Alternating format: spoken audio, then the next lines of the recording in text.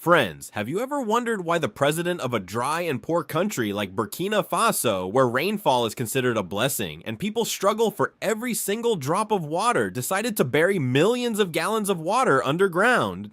Was this simply wasting water, or was it a revolutionary idea that shocked experts around the world? Today we're going to uncover the reality behind this unbelievable project. If you look at the map of Burkina Faso, you'll notice that most of the land is made up of deserts and dry soil. Rain is very rare here, and when it comes, people see it as good fortune. According to experts, the average yearly rainfall in the country is only about 700 to 800 millimeters, and in some areas, it is even less. Now think about it. If the fields do not get water, animals stay thirsty, and the cities have no drinking water, life becomes extremely difficult. To make things worse, the summer heat in Burkina Faso is unbearable, with temperatures often reaching 45 to 50 degrees Celsius. If water is kept above ground, it quickly evaporates and disappears. That means even if you try to store water on the surface, it won't last long. This is why President Ibrahim Traoré came up with a new idea. He thought, if we want to save water for the future, for our children and grandchildren, it must be stored underground, where the burning sun and dry winds cannot touch it. Experts also agree that if Burkina Faso relies only on rain, then in the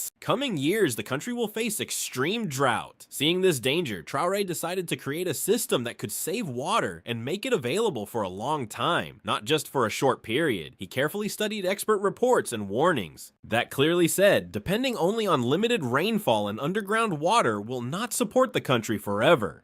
If water continues to be used at the same rate in the future, the fields will dry up, cities will run out of drinking water, and millions of people may be forced to migrate. That was the moment when Traoré announced that he wanted to solve Burkina Faso's water problem not just for a few years, but for centuries.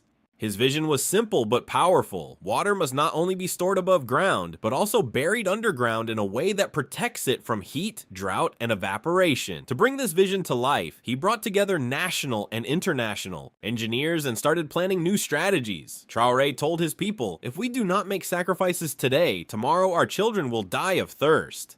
That is why he called his water projects not just a development plan, but a battle for the survival of the nation. And this battle gave new hope to the people of Burkina Faso. The first step Traoré took was building dams. For centuries, the rainwater in Burkina Faso was either absorbed into the sand or lost in floods. But Traoré decided that every single drop of rain must be saved. Many small and large dams were built across the country to collect rain and floodwater, so it could later be used for farming and drinking. These dams were not only for storing water, but also for supporting agriculture. In the past, farmers often lost their crops while waiting for rain. Now, with the help of these dams, their fields started receiving water regularly. The lands became green again, food production increased, and village life started improving. What's even more surprising is that Traoré did not stop at small, local dams. He also started the construction of some large dams that could benefit millions of people. These projects not only save water, but also help recharge underground water reserves, so future droughts will be less severe. In other words, these dams became the lifeline of Burkina Faso. But after dams, Traoré turned his focus to something hidden deep under the ground: ancient underground water, also known as aquifers. Under the soil of Burkina Faso lies water that is thousands of years old, collected when this region was once green and fertile. Experts call this fossil water because it was stored during an era of heavy rains and rivers that no longer exists. The important thing to know is that this fossil water cannot be renewed. Once it is used up, it's gone forever. It's like spending your old savings without having any new income.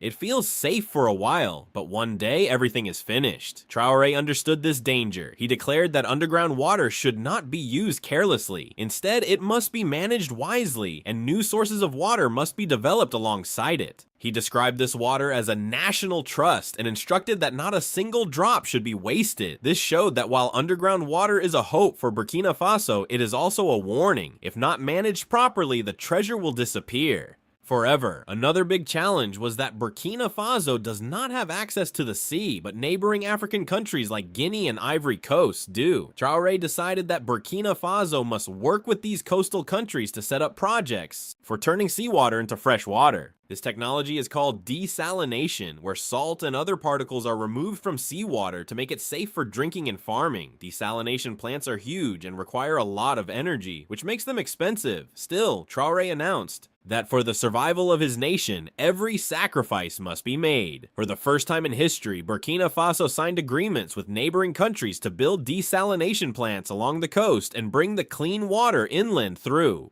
pipelines. This bold step placed Burkina Faso among the few African countries moving toward using seawater as a solution, and the world was amazed to see a landlocked nation take such an initiative. Finally, we come to the most surprising project that caught the world's attention: Traoré's idea of an underground river. Yes, you heard that right, a river that does not flow above ground, but runs through thousands of miles of pipelines buried underground. Traoré ordered that the desalinated seawater should not be left in open storage, but instead be delivered across the entire country through an underground pipeline system. This project is officially a network of pipelines, but people call it the Invisible River, a river that cannot be seen, yet gives life to the whole nation. This invisible river is more than just technology. It is hope, survival, and the future of Burkina Faso. If you enjoyed this story and want to hear more inspiring and eye-opening content from around the world, don't forget to like this video, share it with your friends, and subscribe to our channel for more.